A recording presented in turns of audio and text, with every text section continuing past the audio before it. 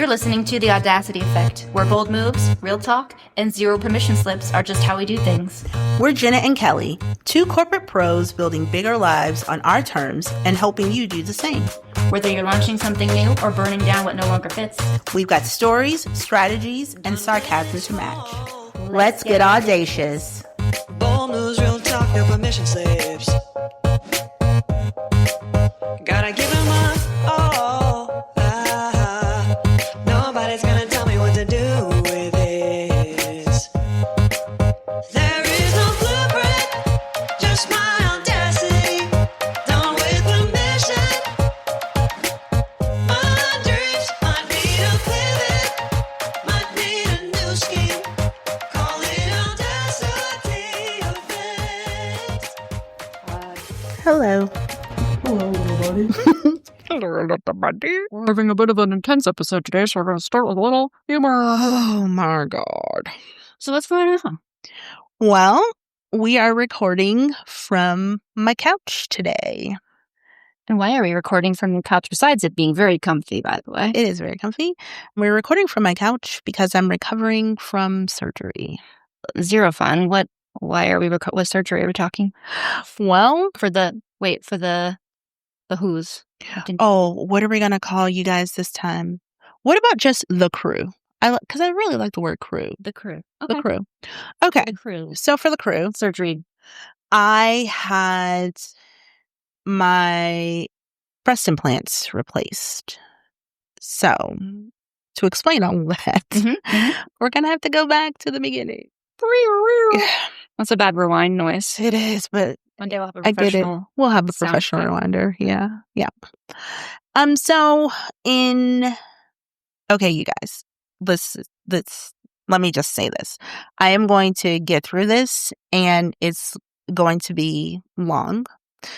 But if I don't do this today, I'm not sure when I'm going to be able to do it because, I have payment and it makes me feel a little nicer and a little more calm. But Right smack in the middle of it, so it's very real. yeah, And so I'm just going to get through this. got it. Okay. So in 2014, we lost my mom to breast cancer. And it was devastating for me in so many ways. But my mom had been diagnosed with cancer previously with breast cancer. She had a double mastectomy. She went through chemo and radiation and was in remission. And one day in June, it was the day after the last day of school for my girls, I got a call from my cousin. She was taking my mom to the hospital because my mom just didn't seem right. And when she got her there, she found out my mom was having mini strokes. And I drove from Virginia, from here to Cleveland through the night with my daughters and got to the hospital in the morning and asked my doctor, what the hell is going on? Because she had more mini strokes throughout the night. I'm like, what the hell's going on? What is happening? And he said, it's a result of her cancer. I said, what cancer? She's been in remission. And he said, well, her breast cancer metastasized.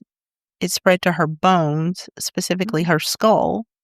And she has known about it for 18 months. And my mom never told anyone. Nobody knew. Nobody knew.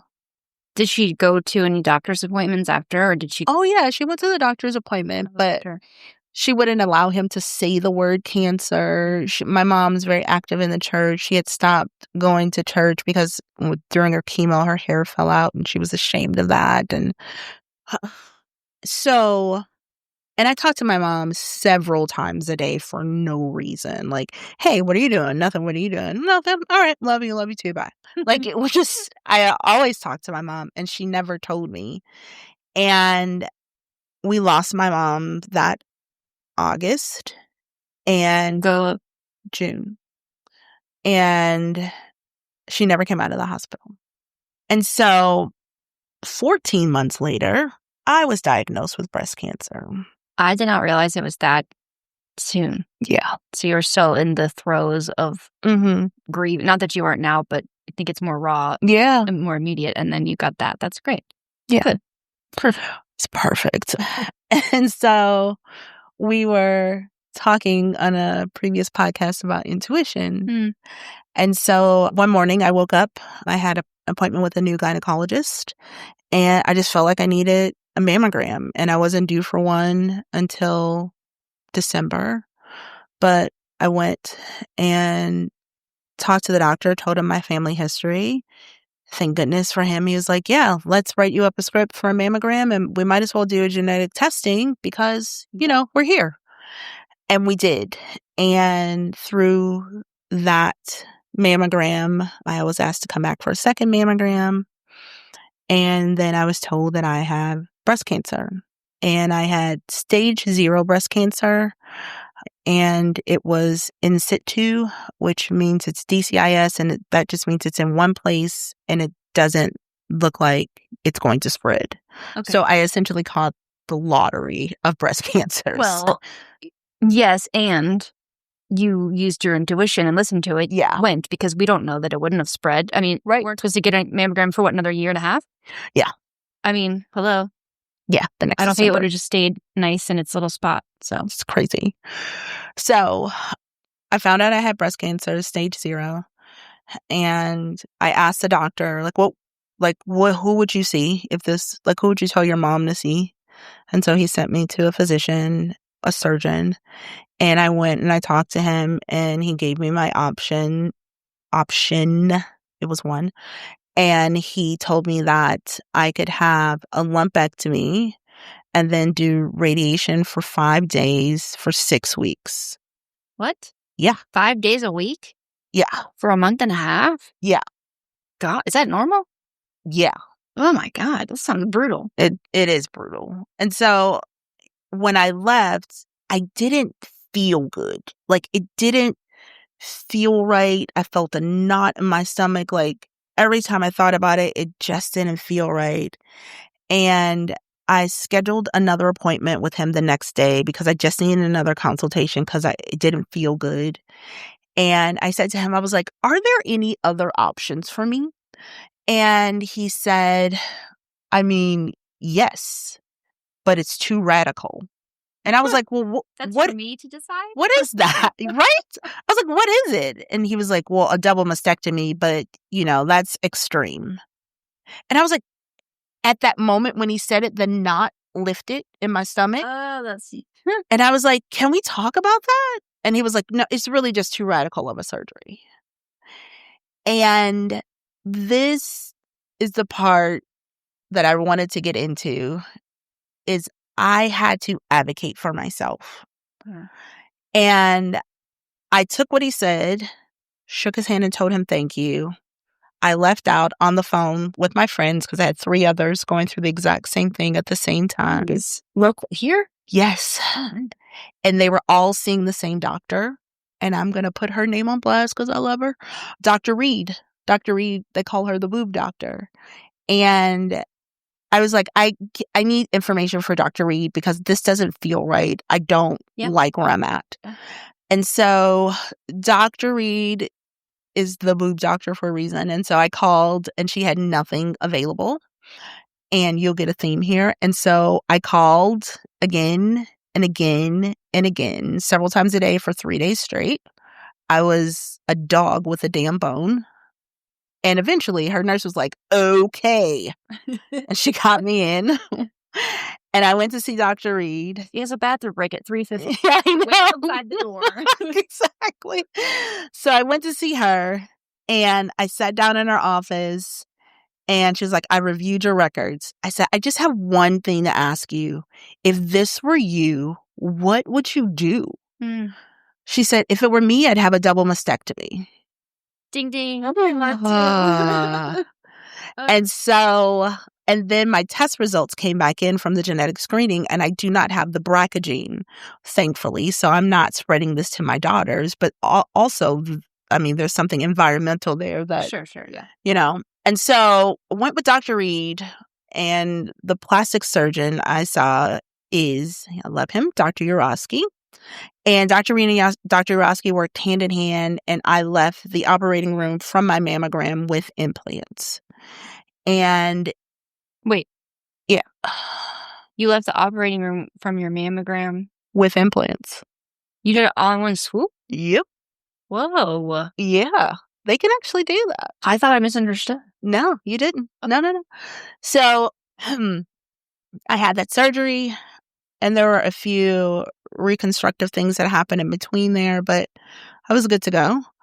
And I got, a few years later, I was reading, and at a point, Crew, I had a nonprofit for breast cancer patients in the area. And I was always doing a lot of research on breast cancer. And there was this implant that was causing cancer. And it happened to be the ones that I had in. And so there was a recall for the FDA. What? And they replaced those implants that I had and put some other ones in. But you had to read about that. No one called you about it? No, it had just come out. Because you're on top of it. Yeah. So I went there and got that done. And I'm living my life, and everything is good, and we're here now, and I'm happy. And earlier this year, I started getting this sporadic pain in my right breast, like under the implant. And I did not know what it was, but I knew it wasn't right.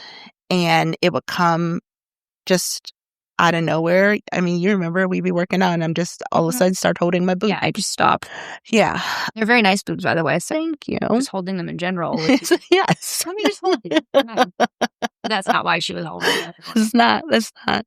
And so I'm holding my boob and hurting, and some weeks I wouldn't have it at all, and then some days it'd be like 6 times a day. So there was no rhyme or reason. Went to see Dr. Urosky. He prescribed vitamin E tabs for me to kind of help. It helps like repair like fissures and stuff like that. Oh, okay. So I did that for a month. Like a pill or a salve or? Pill. Okay. And that didn't work. And so this is where it gets good. So Dr. Urosky suggested that he was like, I really want you to have an MRI so that I can see what's happening underneath the implant. Just go, we'll get it done, we'll see what's there, and then we'll figure out what to do. What's next? So I went, had my MRI done, and it was... How long did you... Yeah, I think there's a story there too, isn't there? It was the most uncomfortable thing. So I went in, and I had to get dye, which I didn't know. So I'm afraid of needles. And so if I know I'm going to be stuck, I prepare myself mentally. And so when I walked in, she was like, we're going to have to give you an IV. And I stopped walking, and I was like, I'm sorry, why? And she was like, well, we're going to do a dye so that we can see things better. And at that point, like, I knew something was up, not because she said anything, but just I felt something was up. Yeah. And so I had this MRI, and I was placed like Superman, like the Superman with your arms up over your head, like leaning on this thing, knees on this pad, like boobs, like chest pressed against this bar in the middle. Oh, that sounds comfortable. And your boobs like hanging over. It's amazing. For 40 minutes, over 40 minutes. Oh my God, I was in so much pain. It was horrible. And I left there, and that was Friday. Late morning. From when you had called or talked to the doctor, did he get you into the MRI? About 2 weeks. 2 weeks. Okay. Yeah. It wasn't too bad. So that was Friday, late morning, and got home, and I got the test results at 4:45. And so the pain, my friends, was in my right breast. And at 4:45, they sent me the results from the test, which was... They don't see anything in the right breast, but on my left side, they see suspicious spots on my one lymph node, and a suspicious mass on a Friday at 4:45. Great. After that, friends, the narrator said, Kelly had a great weekend It filled with was relaxation and such happiness. the most amazing Heavy weekend. sarcasm if you haven't.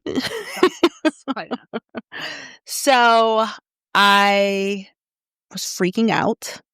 And on Monday morning, Dr. Reed, we mentioned how busy Dr. Reed is. And so I decided Is the boob doc. she's the boob doctor and she's the best. Yeah, just re-establishing characters. Yes. And so I decided there is no way I'm calling and being put on hold for an hour. I'm going to drive to her office. And so I drove to her office. You drove to the office. I drove With to no appointment. no appointment. You said, I will go to the office now. And I sat there with the receptionist so that I could speak with her nurse. I spoke with her nurse and had the results and made sure she had them in her system. Mhm. And she said, okay, got him. Dr. Reed will be back with you no later than tomorrow afternoon, which is Tuesday. This is not acceptable to me. So I went to the imaging center, which happened to be downstairs where I got my MRI, Mhm. and asked to speak with the doctor that read my MRI. And he was not available, but they sent me to the nurse navigator, and she was spectacular. She was spectacular. Mm. And I told her, I was like, listen, I start a new job on Monday. I cannot start work This hanging with this outside. like I can't do it. I don't have it in me. I've been through so much. Like, I need to know if I have cancer, if my cancers come back. Like, I can't sit with this. Right. And they want me to have an ultrasound and maybe a biopsy, and I just have to get it done. And she told me to sit tight. She was like, actually, so I went to Dr. Reed's office, open at 9. I got there at 9:20. I went downstairs at 9:45. I saw her immediately, and she said, actually, someone just canceled for a 10 a.m. appointment. Can you just stay and we'll get you in? Yes, you Yes, can. yes, I can. And so I got my ultrasound done that day. The doctor came in and read it immediately. I didn't have to wait, and I needed to have a biopsy. And they were kind enough to schedule my biopsy on Tuesday morning at 7:30 a.m. I went in there, got my biopsy done. Wait, did they tell you anything on Monday? They said, yeah, that's good. They told me that they weren't too concerned, and that had I not had a previous history of breast cancer, this would be something that they would watch. But since I've had the previous history, they wanted to be sure that I was okay. And so, oh boy.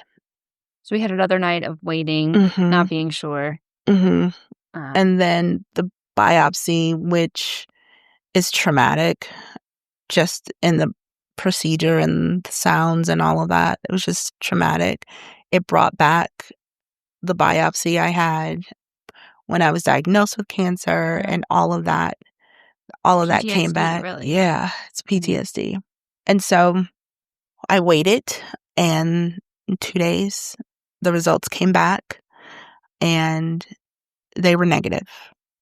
But that was still my left side, you guys. My right boob is still hurting. But I don't have cancer. And so, So what did you feel when you got that news finally? Because oh Like, God. imagine your body just must have been tense for the last however many weeks, because that was, even though you advocated like hell for yourself, that was still, 3-4 weeks of Awful. sitting on, I don't know what turn my life is about to take. It was awful. It was really awful. And when I got that news, it was such a relief. Yeah, I cried a lot. Because you were holding All of that. all that in. Yeah. For all that. And then all the old stuff that came back up. So it wasn't just you, Mhm. it was all of it. Yeah. And the thing that people don't really talk about with breast cancer is the trauma. And it's not just trauma from knowing you have cancer, but all the stuff that comes with it. The sounds, the smells, the feelings, going back into a room that you've been in before, like all of that, that's part of the scarring, you know? Yeah. No, I was going to say it's not that I think it's talked about a bunch, but you hear the scariness of the diagnosis and then going into remission and then having to go back and the anxiety of having to get tested every year to make sure that it's not back, but not I don't even like going to get a pap smear. That's traumatizing. Yeah. But that's nothing. And so you're having, when you said 6 weeks of 5 days of radiation, maybe you didn't have that, but oh my God. Women go through that. All the time. All the time. That's so much. I mean, you need therapy just, I think, to from having to go through that part. So I think, it should be talked about more. Yeah, it should. Whew. And one of the things I want to tell you guys is not only do I advocate for myself, I am very open and honest about my breast cancer journey because my mother was not. And one, I have to be sure that my girls know what's happening at all times. And also, I can't help anybody else if no one hears my story. So now I'm sitting here on the couch. So we found out, my doctor, Dr. Urosky.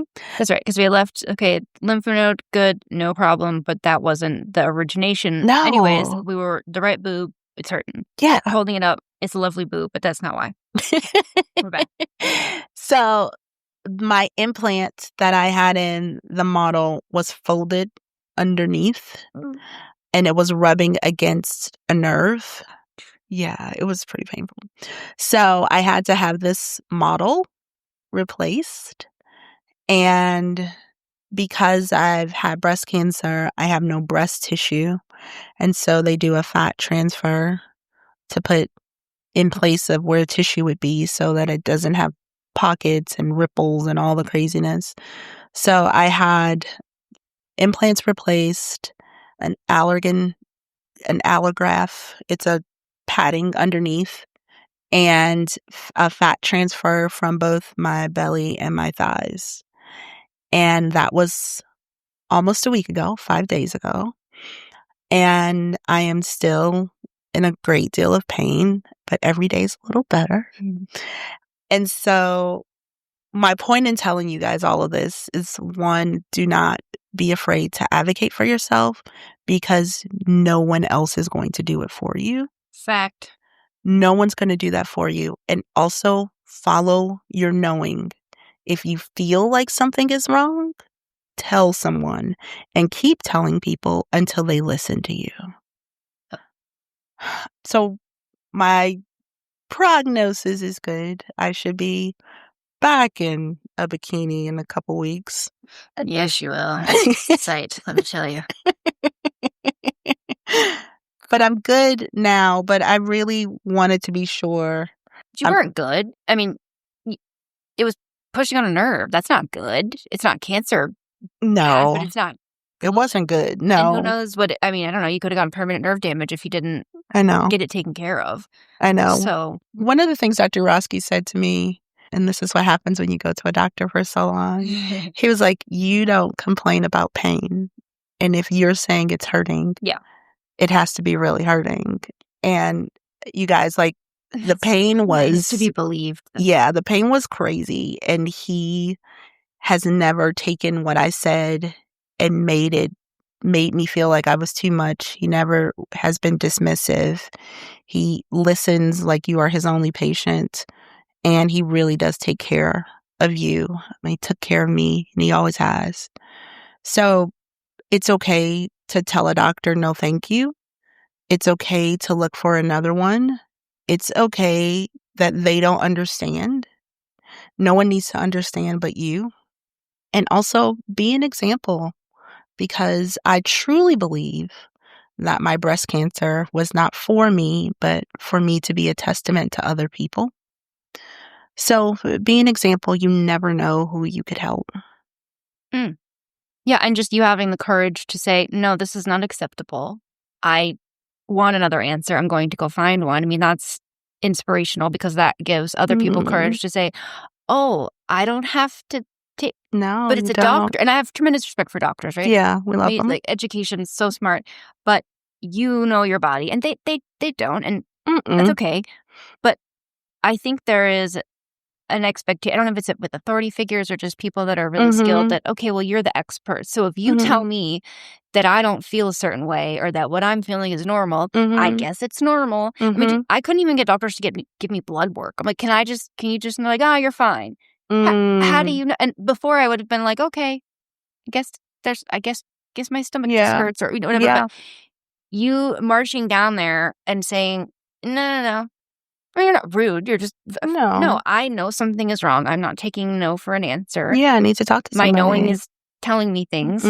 And what do we say? Crew, you can do that too. Yeah, you can. There's no shame in it. Who cares if the doctor looks at you and thinks that you're, okay. Because the vets do it, doctors do it, home inspectors do it. And what or architectural shingles. Yes, they are. Yes, they are. But yeah, and the other part of it is being a Black woman. Physicians historically don't take your questions or concerns or your pain seriously. Okay. And again, one of the things I wanted to make sure I show my daughters is that you are valid. Yeah. Your pain is valid. My oldest daughter has had several issues, and I watched that baby advocate for herself. She learned to tell doctors when they don't want to do what she's asked. She's learned to tell them, I need you to document that in my records so that I have it. Oh, that's brilliant. You told me she did that. Yeah. I'm 37 years old. I'm going to steal it from this 20-something-year-old baby. That's brilliant. Can you say it one more time for the people in the back? So when your doctor refuses something that you've asked for, my sweet Kayla said to tell them, please document that in my medical records so I have a history of what you said. Brilliant. So, P.S., doctors don't want to do that. Nope. So they're liable for it if something happens. Exactly. Yes. So that's such a nice, respectful way if you're afraid to, different people have different thresholds for confrontation. Yes. And it's scary to confront a doctor. I mean, they're doctors. They're closest thing to God probably on earth, sort of from a medical perspective. But that's a great way to advocate for yourself. Yeah. And that's just as simple as, thank you. You can say it in a sweet little voice. You can say it however you want. You don't have to say it in a sweet voice, but it's just a great tip and trick for advocating for yourself. Yeah. I love it. So, crew, 'tis my breast cancer journey. Thing about breast cancer I've learned is even though the cancer might be over, there's still a lot of stuff that happens. So, not that you aren't, but make sure you're compassionate to those breast cancer warriors out there and the people that take care of them, because this journey is endless and it is exhausting, but we get up and we do it every single day. So that's all I got for you, my people. Thank you for sharing that with everybody. Yeah. Thanks, you guys. Okay. We're going to leave you on a quiet note this time. Yeah. Advocate for yourself. Advocate for your friends and your family. Yes, please. Document it in my chart. Thank you. Bye, guys. Later, taters. Just my